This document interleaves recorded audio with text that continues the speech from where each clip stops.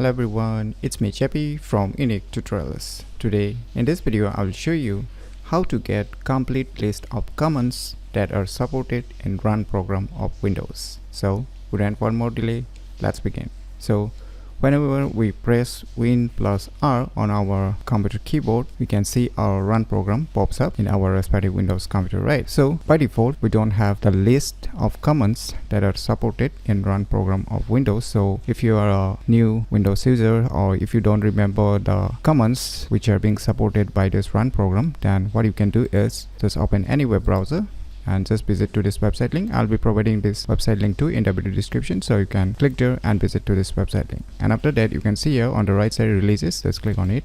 Now you can see just below the assets, you will see here one zip file, Windows Run Tool.zip. Just click on it to download it.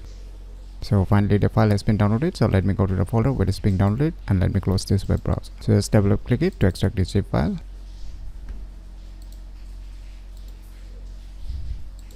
Let's just open the extracted folder. Now we'll see here the second file, Windows Run Tool. Just double click on it. So now finally you can see the complete list of commands that are being supported in the run program of Windows. So you can see here complete list of commands. You can see here. So let me show you, like whenever we type a CMD. So let us check just to give you an example. CMD, so you can see here CMD, Windows command process. So if you want to open a command prompt, click on it, and now after selecting, you can see here below run, you can directly open the command prompt from this software itself. Click on run.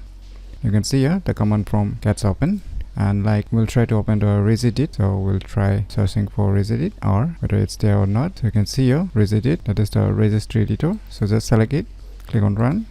Finally you can see we've opened the registry editor. Now let us try the local group policy editor also, which is written gpedit. So you can see gpedit.msc. Just select it to open the local group policy editor. Click on run.